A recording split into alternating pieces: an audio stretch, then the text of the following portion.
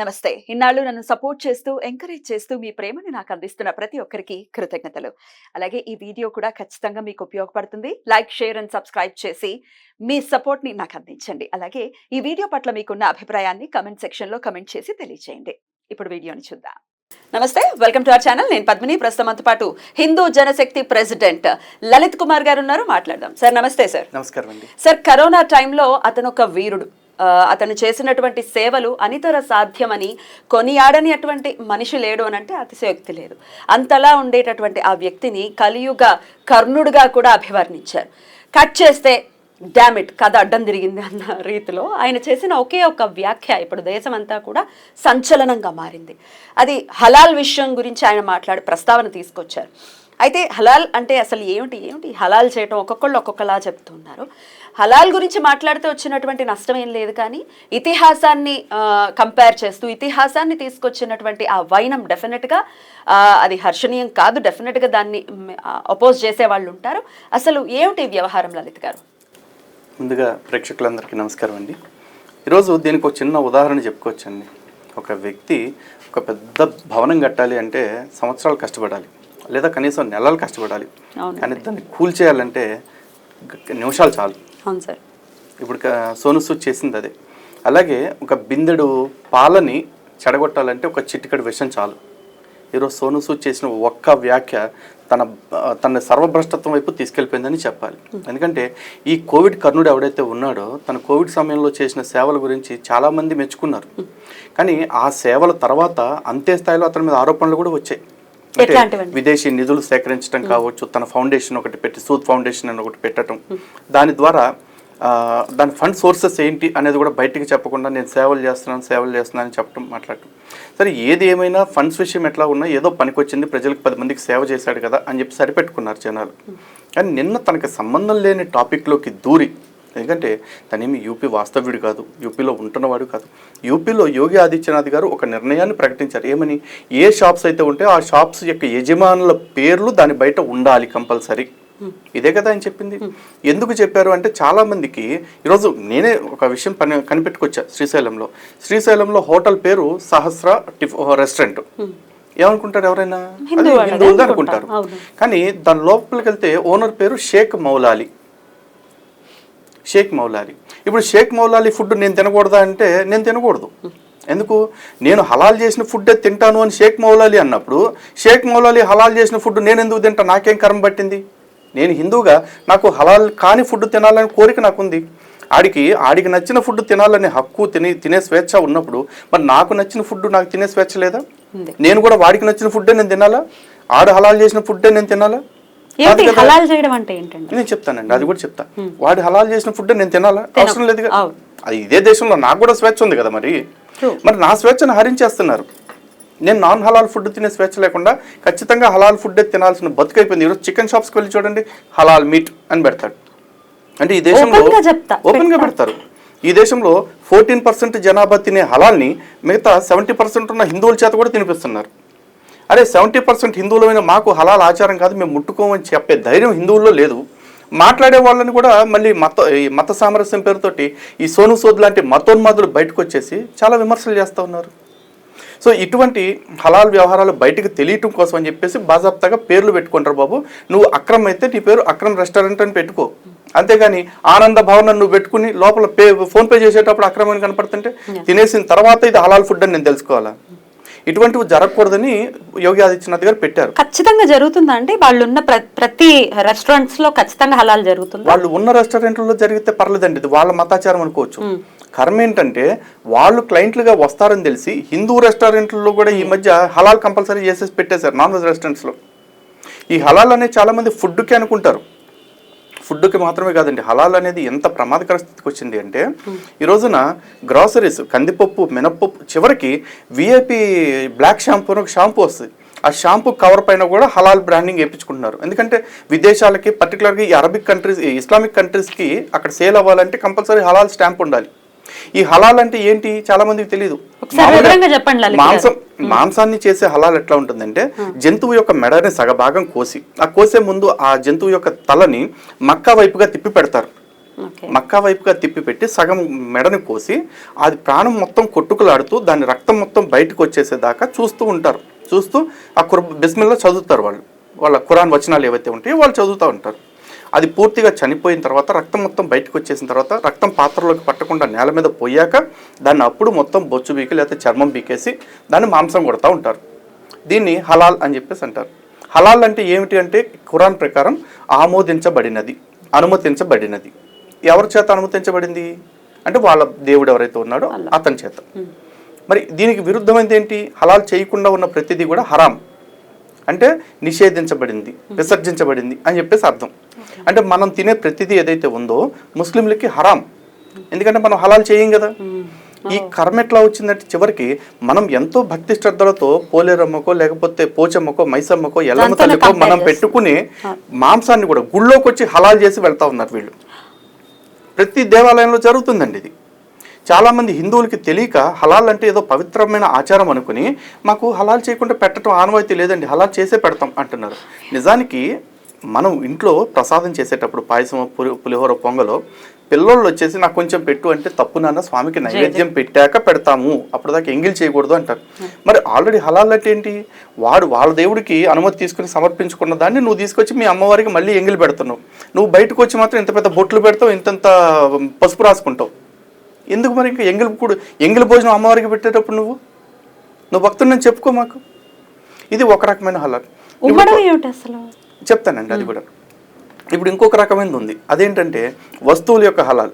కందిపప్పు, మినప్పప్పు, జీడిపప్పు, ఏ పప్పు అయినా సరే, ఏ వస్తువులైనా సరే, చివరికి కాస్మెటిక్స్ కూడా, ఇవన్నీ కూడా హలాల్ చేయటం. ఈ హలాల్ సర్టిఫికేషన్ చేయించుకునేటప్పుడు వాళ్ళు ఇవ్వాల్సింది ఏంటంటే ఈ పని స్టార్టింగ్ నుంచి మళ్ళీ ఎండ్ యూజర్ దాకా చేరేదాకా కూడా ప్రతి పనిలో కూడా ఇంత పర్సెంటేజ్ ఆఫ్ ముస్లిం ఉద్యోగస్తులు పనిచేశారు అని చెప్పేసి అప్రూవల్ తీసుకోవటం. దానికి ఇప్పుడు నాన్ వెజ్ లో అంటే బ్లడ్ ఉంటుంది, కందిపప్పుల్లో మినపప్పుల్లో వీళ్ళు ఏముండదండి, హలాల్ స్టాంప్ ఇస్తారు.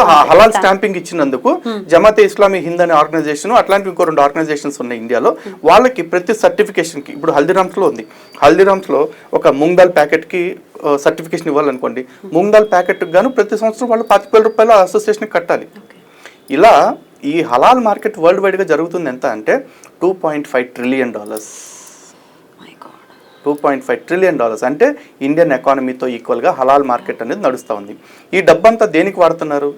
ఎవరైతే తీవ్రవాదులు భారతదేశం మీద దాడులు చేస్తారో అట్లాంటి వాళ్ళకి న్యాయ సహాయం అందించడం కోసం వాడుతున్నారు. ఈ హలాల్ డబ్బులు ప్రపంచవ్యాప్తంగా తీవ్రవాదం పెంచి పోషించడానికి వాడుతున్నారని చెప్పి గూగుల్లో చాలా చోట్ల మనకి సోర్సెస్ దొరుకుతున్నాయి.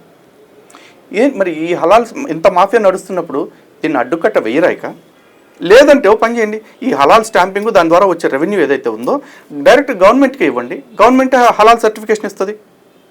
అట్లా చేయరు, వాళ్ళ మత సంస్థల ఆధ్వర్యంలోనే జరగాలి, వాటికే డబ్బులు ఇవ్వాలి. జమాతే ఇస్లామీ హింద్, మీకు ఆ సంస్థ గతంలో హైదరాబాద్ బాంబు పేలుళ్ల కేసులో అరెస్ట్ అయిన వాళ్ళకి తీవ్రవాదులకు న్యాయ సహాయం అందించింది. ఇదే దరిద్రం అనుకుంటే ఇప్పుడు కేరళలో కొత్తగా హలాల్ వెంచర్స్, రియల్ ఎస్టేట్ వెంచర్స్. ఇప్పుడు హైదరాబాద్లో ఉన్న ఫేమస్ మాల్స్ ఏవైతే ఉన్నాయో ఆల్మోస్ట్ ప్రతి మాలు హలాల్ మాల్. అంటే హలాల్ మాల్ అంటే దాంట్లో ఒక ప్రేయర్ హాల్ కంపల్సరీ ఉంటుంది. ఆ ప్రేయర్ హాల్ మక్కా డైరెక్షన్లోకి ఫేసింగ్ చేస్తూ ఉంటుంది. ఇలా హలాల్ హాస్పిటల్స్ ఉన్నాయండి. మన హైదరాబాద్లో ఉన్న ప్రఖ్యాత హాస్పిటల్ ఒకటి ఖైరతాబాద్లోది హలాల్ హాస్పిటల్. ఈ హలాల్ సర్టిఫికేషన్ అనేది ఎంత ప్రమాదకరంగా మారిందో చూడండి. ఇవన్నీ ఒక ఎత్తు అయితే ఇంకొక మార్గం ఉంది హలాల్లో. అదేంటి అంటే ముస్లిమ్స్ ఎవరిని అడిగినా ఇది మా మత గ్రంథంలో లేదు అంటారు. మత గ్రంథంలో ఉందో లేదో మాకెందుకు, బయట ప్రాక్టీస్ అయితే చేస్తున్నారు. ఏంటిది? ఏ వంట వండినా సరే దాని దగ్గరికి వెళ్ళి తుప్పుకు కానీ ఉమ్మటం. చివరికి ఫ్రూట్స్ అమ్మేటప్పుడు కూడా ఆ ఫ్రూట్స్ అన్నిటి మీద నిన్న వీడియోస్ చూపిస్తాను మీకు కావాలంటే. ఆ ఫ్రూట్ వెండర్ ఎవరైతే ఉంటాడో ఫ్రూట్స్ అన్ని ప్యాకింగ్ చేయించే ముందు మొత్తం వాడు నీళ్లు పోసుకోవటం, ఉమ్మటం వాటి మీద. వాడు ఉమ్మింది ప్రపంచంలో ఉన్న ప్రతి ఒక్కడూ తినాలంటాడు. ప్రపంచం గురించి వదిలేంటి, ప్రస్తుతం భారతదేశంలో చూద్దాం. ఇక పానీపూరీలు అమ్మేవాళ్ళు ఉమ్మి చేయటం, వంటలు చేసేటప్పుడు కొంత తీసి ఉమ్మి దానిలో మళ్ళీ తిప్పి కలపటం, ఇవన్నీ చాలామంది చూస్తున్నారు కదా. ఇవన్నీ ఈరోజు మీరు నేను పుట్టించినవి కాదుగా, ఇవైతే వీడియోస్ చాలా కోవిడ్ తర్వాతే కదా బయటకు వచ్చింది. అంతెందుకు, కోవిడ్ తర్వాత ఎక్స్ట్రీమ్ కోవిడ్ క్యారియర్స్ కింద గుర్తింపు వచ్చింది ఎవరికండి? మర్కజ్ ప్రార్థనలకు వెళ్ళి బయటకు వచ్చిన వాళ్ళతోనే కదా స్ప్రెడ్ ఎక్కువైంది. స్ప్రెడర్స్ వాళ్ళే కదా కోవిడ్ క్యారియర్స్ అప్పుడు. మరి ఇదంతా ఎట్లా జరిగింది? కోవిడ్ టైంలో చాలామంది చివరికి మాస్కులు పెట్టుకోమన్నారు, ప్రతి ఒక్కరిని సోషల్ డిస్టెన్సింగ్ పాటించమన్నారు. ఎందుకు? మనుషులు మాట్లాడేటప్పుడు వీళ్ళ ఉమ్ము తుంపర్లు కానీ లేకపోతే వీళ్ళ శ్వాస నుంచి వచ్చే క్రిములు కానీ ఎదుటి వాళ్ళని ఈ జబ్బుకి ఎఫెక్ట్ చేస్తాయి అని చెప్పేసి, అంతేగా. ఈ ఒక గాలి విషయంలోనూ తుంపర్ల విషయంలో అంత ఉన్నప్పుడు మరి ఉమ్ము బ్యాచ్ల విషయంలో జాగ్రత్తగా ఉండమని ఎవరైనా చెప్పరా? డెఫినెట్లీ. ఆ బాధ్యతతోటి యోగి ఆదిత్యనాథ్ గారు పేర్లు ఎవరి వాళ్ళు పెట్టుకోండి, తెలిసేలాగా పెట్టండి. అక్కడ ఎవరిని నిషేధించలా, హిందువులు మీరు ఆ షాపులు వెళ్ళొద్దు, ముస్లిం షాపులకి నిషేధించలా. మీరు పేర్లు మార్చుకుని క్లియర్గా పెట్టుకోండి. నచ్చినోడు వస్తాడు, మోసపోయి రాడు ఎవడు కూడా. ఇది మన హిందూ షాపే కదా అని మోసపోయి ఎవడు రాడు. అంతే. ఆ ట్రాన్స్పరెన్సీ కోసం ఆయన పర్మిషన్ తెచ్చారు. మరి సోను సూద్ ఇవన్నీ ఇన్ని ఆస్పెక్ట్స్ ఉండగా ఇట్లా మాట్లాడటం, ఆ వ్యాఖ్యలు అలా పోస్ట్ ఒకటి పెట్టడాన్ని ఎలా చూడొచ్చు? అదే అండి.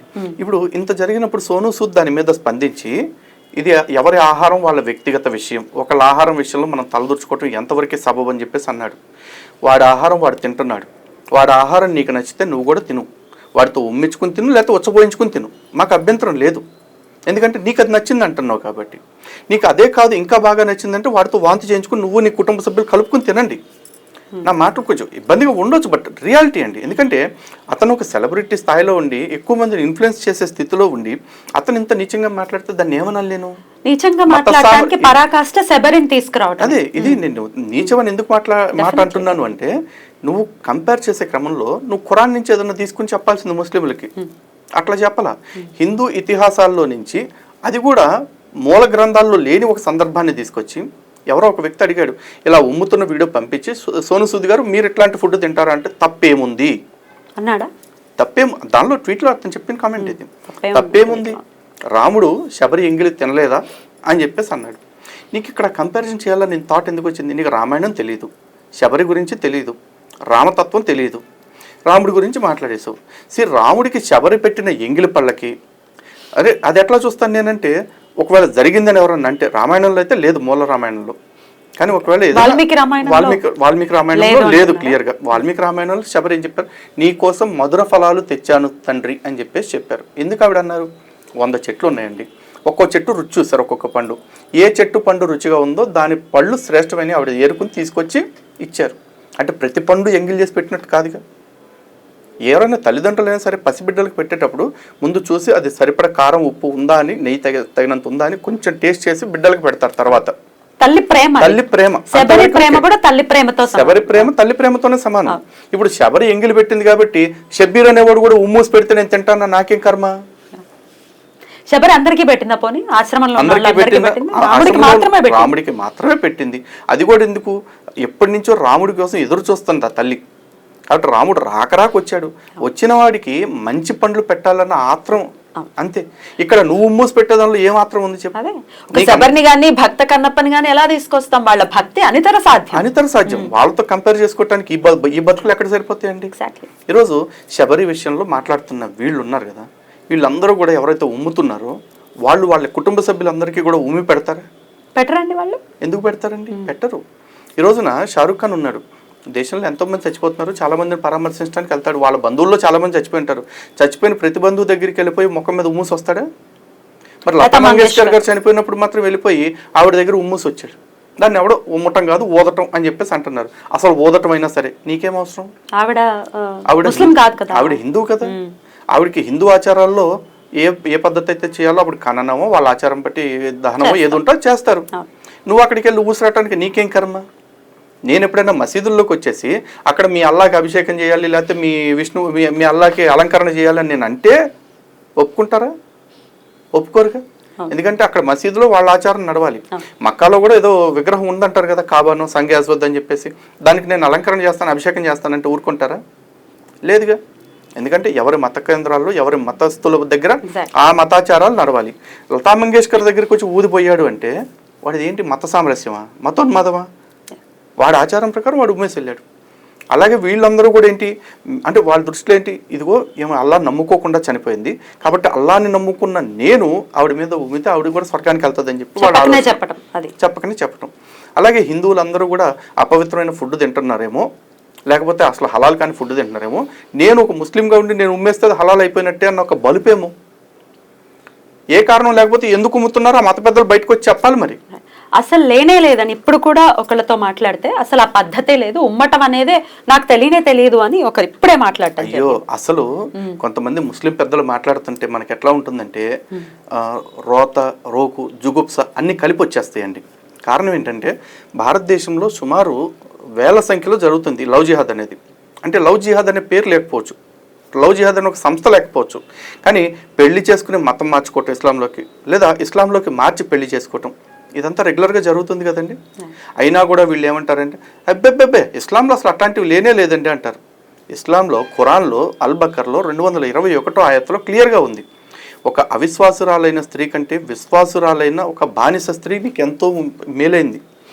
కాబట్టి నువ్వు ఇస్లాంలోకి ప్రవేశించని విశ్వసించని ఒక స్త్రీని ఎన్నటికీ నీకు ఎంత నచ్చినప్పటికీ నువ్వు వివాహం ఆడొద్దు అని చెప్పేసి క్లియర్గా ఖురాన్లో ఉంది.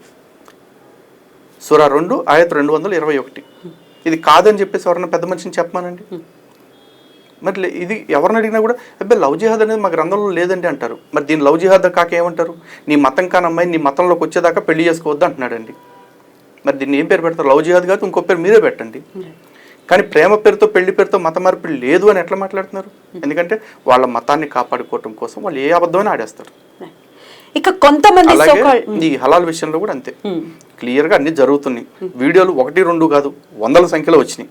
అయినా కూడా మా దానిలో లేదంటే అంటారు. మరి మీ దానిలో లేనప్పుడు ఎందుకు జరుగుతున్నాయి ఇవి? అలాగే జరిగిన మొహరం పండుగ చూడండి, పీర్ల పండుగ చూడండి. ఆ పీర్లు ఎందుకు జరుపుకుంటారో కూడా సగం మంది ముస్లింలకు తెలియదు. కానీ సగానికి పైగా ఇస్లాం సమాజం ఆ పీర్ల పండుగలో పాల్గొంటున్నారు. కర్మ ఏంటంటే సగానికి పైగా హిందూ సమాజం ఆ పీర్లలో పాల్గొంటున్నారు.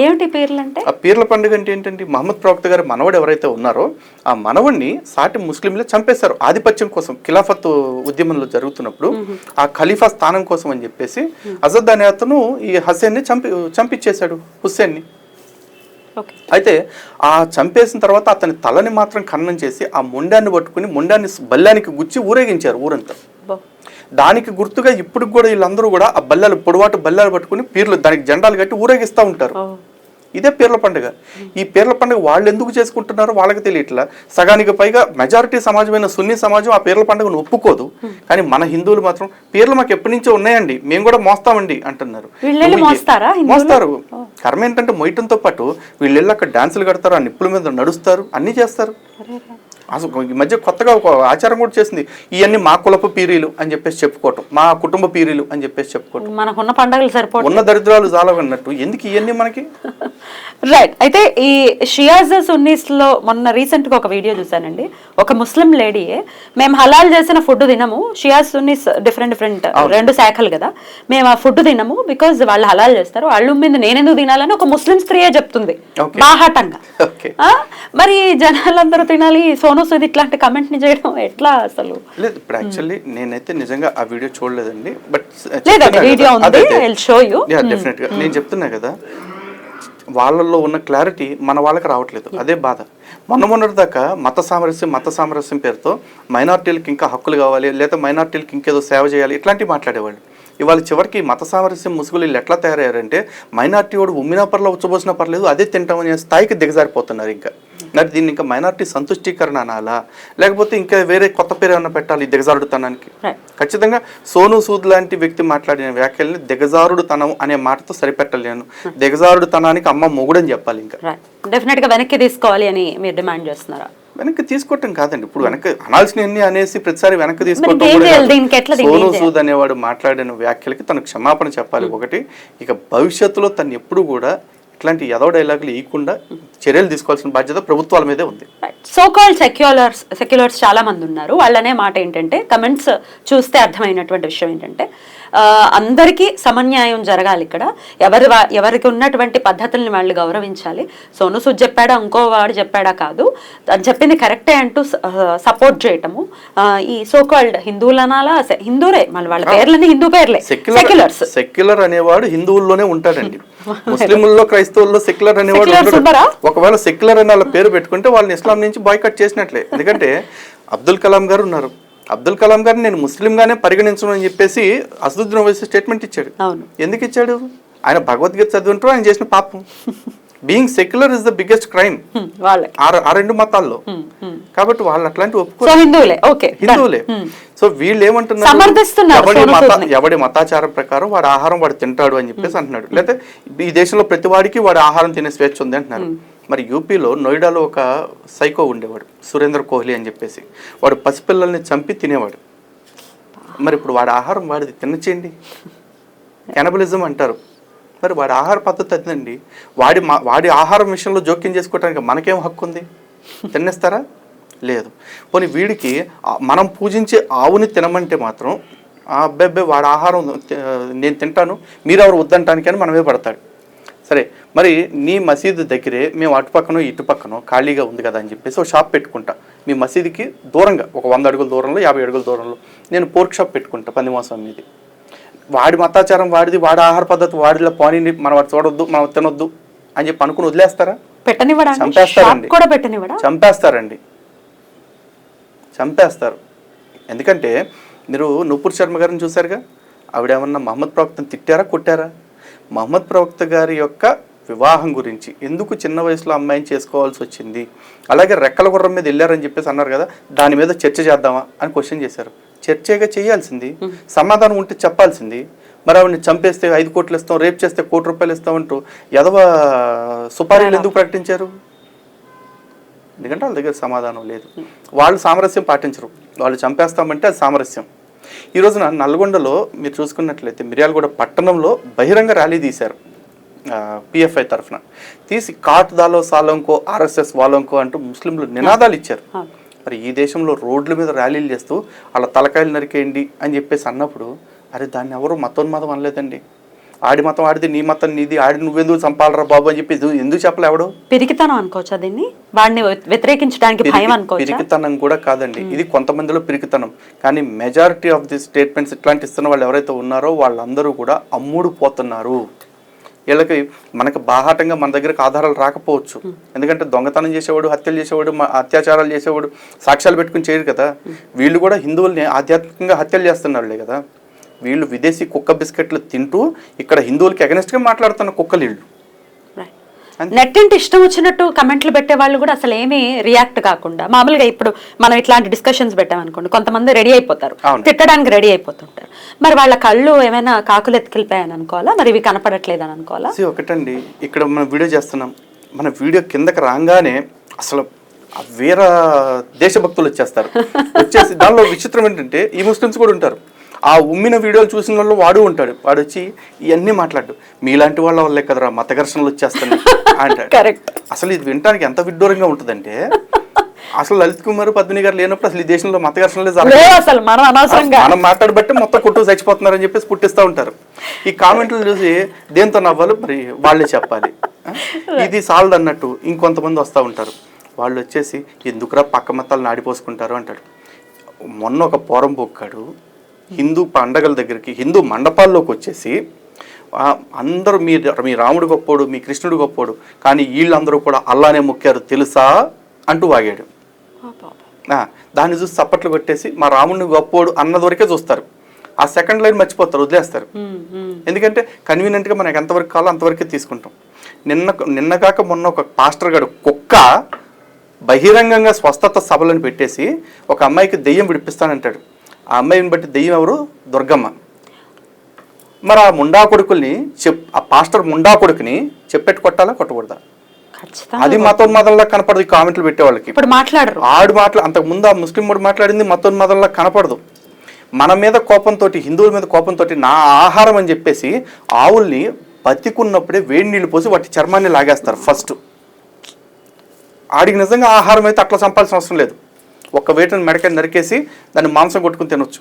కానీ హిందువుల ఆత్మాభిమానాన్ని, హిందువుల ఆధ్యాత్మికతని, హిందువుల భక్తిని దెబ్బ కొట్టాలని బతికున్న గోవు మీద వేడి నీళ్లు పోసి చర్మాన్ని బతికుండగా 4 కాళ్ళు నరికేస్తారు ఫస్ట్.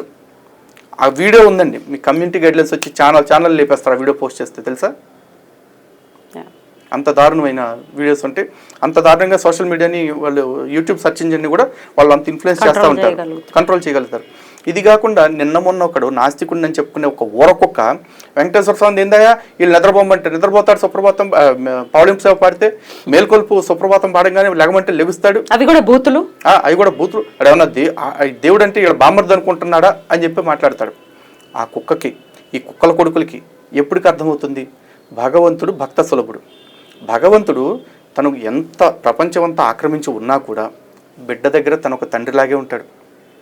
ఐఏఎస్ అయినా సరే, ప్రధానమంత్రి అయినా సరే, ముఖ్యమంత్రి అయినా సరే, తన కొడుకు దగ్గరకు వచ్చినప్పుడు ఒక చిన్న బిడ్డ ఉంటే ఇంట్లో ఆ బిడ్డ ఒంటి మీద మలమూత్ర విసర్జన చేస్తే కూడా అబ్బా నా బిడ్డ నా ఒళ్ళు పావనం చేశాడని మురిసిపోతాడు. కానీ రైట్ నేను ప్రధానమంత్రిని నా ఒంటి మీద ఇచ్చేస్తావా అని అండు. అలాగే ఒక తండ్రి దగ్గరికి ఒక చిన్న బిడ్డ గురుగులతో ఆడుకుంటూ వచ్చి నాన్న నేను నీకోసం టిఫిన్ చేశాను తిను అని ఒట్టి గిన్నె చూపిస్తుంటే నాన్న మా అని తింటూ ఆ బిడ్డను మురిపిస్తాడు. అది తండ్రి ప్రేమ. భగవంతుడు ఉన్నాడని, ఆ భగవంతుడు మన కాపాడటానికి కలియుగంలో వచ్చాడని చెప్పేసి మనం నమ్ముతున్నాం. ఆ తండ్రితోటి మనం సుప్రభాతం అంటే లేస్తానంటాడు, పౌళింపు సేవ అంటే పడుకుంటానంటాడు. నిజంగా పడుకుంటాడా? నిజంగా పడుకునే తత్వం దేవుడిది కాదు. కానీ భక్తుడిని గెలిపించడానికి భగవంతుడు ఎన్ని మెట్లైనా దిగుతాడు. అది సనాతన ధర్మంలో మాత్రమే ఉంది. ఏ పాషండ మతస్థుడినైనా చెప్తున్నా, దేవుడు అక్కడ కాకుండా ఈ భూమి మీద నీ చుట్టుపక్కల ఎక్కడన్నా ఉన్నాడు అని చెప్పేసి ఒక్క లైన్లో చూపించమనండి. ఈ ముండలకి చేత కాదు, చేసుకునే వాళ్ళని చూస్తే ఓరవలేరు. ఏం బతికిది? ఈ ఏవి మతోన్మాదంలాగా కనపడిన వెధవలకి మన మాటలు మాత్రమే మతోన్మాదంలా కనిపిస్తాయి. కానీ మన మాటల వెనక ఉన్న ఆవేదనని ఒక్కడన్నా అర్థం చేసుకుంటాడా? లేదు. ఇంతకన్నా పనికొచ్చే డిస్కషన్స్ ఏమీ లేవా మీకు అని మాట్లాడేవాళ్ళు కొంతమంది. అయ్యో భలే పనికొచ్చే డిస్కషన్స్ తోటి ఈ మీడియా మొత్తం మారుమోగిపోతుంది. 10 సంవత్సరాలు ఒకరితో ఒకళ్ళు లివింగ్ రిలేషన్లో ఉన్నారు. అంటే వాడికి భాషలో చెప్పాలి అంటే ఒకళ్ళనొకళ్ళు ఉంచుకున్నట్టు. వాళ్ళిద్దరని కదా, జనరల్గా చెప్తున్నా. వాళ్ళకి మోజులు తీరిపోయిన తర్వాత ఎవరి దారిన వాళ్ళు వెళ్ళిపోతారు. వాళ్ళు ఎవరి దారిన వాళ్ళు వెళ్ళిపోతుంటే వాళ్ళు టెట్టర్ విడిపోతారని చెప్పి దాని మీద ఒక డిస్కషన్. ఇంకెవడో పోరంబోకుంటాడు జ్యోతిష్కుని అని చెప్పేసి, ఆడు నేను మొన్నే చెప్పాడు సిగ్గు లేకుండా నేను జాతకాలు చెప్పను అని చెప్పేసి, నిన్న మళ్ళీ ఎవడో విడిపోతాడని చెప్తున్నాడు. శుభం బలగరామ అంకెన్న అంటే పెళ్లి కూతురు ముండేదన్నాడు అంటే టెన్ ముండా కొడుకులు. అది యూస్ఫుల్ డిస్కషన్ వీళ్ళకి. ఈ ఏవి కాకుండా మొన్న విజయసాయి రెడ్డిది, ఇప్పుడు వాళ్ళిద్దరూ ఎవరెవరు ఉంచుకున్నారు, ఎవరెవరు కడుపులు చేశారు, ఇవన్నీ యూస్ఫుల్ డిస్కషన్సే. బట్ ఈ దేశం గురించి, ఈ ధర్మం గురించి మాట్లాడితే మాత్రం ఇది యూస్ఫుల్ డిస్కషన్ కాదు, ఇది మతోన్మాదం. కర్మ అట్లా ఉంది. ఫస్ట్ వీళ్ళు మారాలండి. అండ్ మోరోవర్ మొన్న కూడా చూశాను వీడియోస్లో కర్ణుడి గురించి, కర్ణుడిలో ఉన్న తప్పుల గురించి, లోపాల గురించి మాట్లాడుతుంటే కూడా చాలా మంది కామెంట్లు పెడతాడు, కర్ణుడి గురించి నీకేం తెలుసురా అని చెప్పేసి. ఒక సన్నాసి నీకేం తెలుసురా, నీకేం తెలుసు, నువ్వు సినిమాలు చూసి బతుకుతున్నాడు, నువ్వు కామెంట్లు పెడుతుంటే మేము పట్టించుకుంటాం. కర్ణుడు వీరుడు, యోధుడు, కర్ణుడు చేసిన దానాలు లేవు. అసలు ఆ కమెంట్స్ చూస్తుంటే మైండ్ తిరిగిపోయిందండి. అదే అసలు ఏంటి, ఒక ఆడదాని బట్టలు ఒలిచేయని సలహా ఇచ్చిన ఒక వెధవా వాడు హీరోనా? అసలు ఇలా అంటున్నారు కర్ణుడు అనేవాళ్ళు లేకపోతే భారతమే లేదు అని చెప్పేసి అంటున్నారు. అలా అనకూడదు. కర్ణుడు అనేవాళ్ళు లేకపోతే కురుక్షేత్ర యుద్ధం జరిగేది కాదు. భారతం లేదంటానికి ఈడవాడు.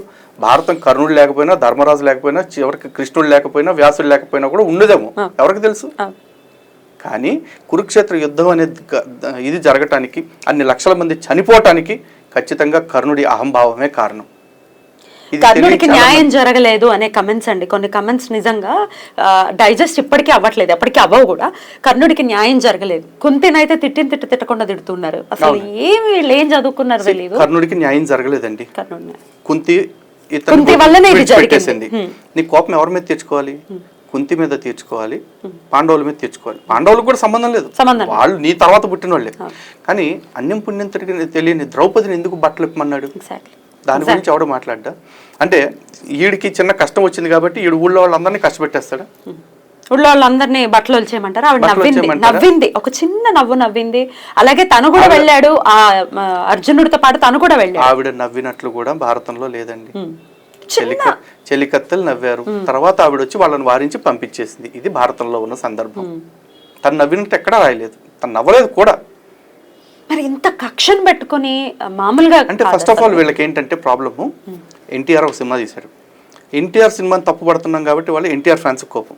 ప్రభాస్తో ఒక సినిమా వచ్చింది, ప్రభాస్ తీసిన సినిమాని తప్పు పడుతున్నాం కాబట్టి ప్రభాస్ ఫ్యాన్స్ కోపం. సో వీళ్ళ ఫ్యాన్స్ తోటి ఫ్రెండ్లీగా ఉండే హీరోస్ ఎవరైతే ఉంటారో వాళ్ళందరికీ కూడా మన మీద కోపం.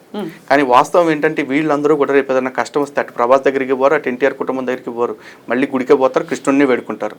బిచ్చప్ బతుకులేదు. మొహం ఎక్కడ పెట్టుకుని అడగాలో తెలియని పరిస్థితి కదా. అంతే. కృష్ణుడిని మనం అన్నాము, కృష్ణుడు మరి అంత ధర్మం పాండవుల పక్కన ఉంది కాబట్టి కృష్ణుడు అంతటి వాడు పాండవుల పక్కన ఉన్నాడు. ఈ దేశపు నిజమైన హీరోలు ఎప్పుడు కూడా కృష్ణుడు, రాముడు వీళ్ళే అండి. వీళ్ళు అనుకుంటున్న నటులు ఎవరైతే ఉన్నారో వాళ్ళు నటులు మాత్రమే. ఆ నటుల్ని చూసి మురిసిపోయే విటులు వీళ్ళు అంత కామెంట్లు పెట్టేవాళ్ళు. వీళ్ళ బతుకులకి అంత సీన్ ఏం లేదు ఇంకా అంతకు మించి. రైట్ అండి, మొత్తానికి సోను సూద్ చేసినటువంటి వ్యాఖ్యలు డెఫినెట్ గా వెనక్కి తీసుకోవాలి, సారీ చెప్పాల్సినటువంటి పరిస్థితి ఉంది. ఇంకొకసారి ఇలాంటి వ్యాఖ్యలు చేయకుండా ఆయన జాగ్రత్త తీసుకోవాలి. అవుట్ ఆఫ్ ఫ్లో అనేసాడా, లేకపోతే విచక్షణ లేకుండా అనేసాడా, ఎవరైనా ఇచ్చిన స్క్రిప్ట్ వేసేసాడా తెలియదు. అవుట్ ఆఫ్ ఫ్లో అనేది అంటానికి లేదు. ఎందుకంటే if it's a debate spontaneous గా ఏదో వచ్చేసింది, ఐఎమ్ రిపెంటింగ్ అని చెప్పేసి అనుకోవచ్చు. కానీ డెలిబరేట్ గా పెట్టిన పోస్ట్ అది తనే పెట్టాడా, తన వాళ్ళ టీం ఎవరైనా పెట్టారా, ఇది తెలియని పరిస్థితి. డెఫినెట్ గా దాని గురించి ఆయన వివరణ ఇవ్వాలి. మిస్టేక్ ఉండుంటే ఈ పాటికి కవర్ చేసుకోవచ్చు. లేదు, తను నిన్న మొన్న కూడా దాన్ని డిఫరెంట్ రావాలి. ఎనీవేస్, మీ సమయాన్ని కేటాయించి చాలా ఉన్నట్టు నిర్మోహమాటంగా చెప్పేటటువంటి తత్వం మీది అది మరొకసారి ప్రూవ్ అయింది. తెలుసుకోవాలి, నిజాలు తెలుసుకోవాలన్న ఉద్దేశంతో మిమ్మల్ని సమయం అడగడం జరిగింది. సమయం ఇచ్చినందుకు కృతజ్ఞతలు తెలియజేస్తూ నమస్కారం అండి. నమస్కారం. Thank you.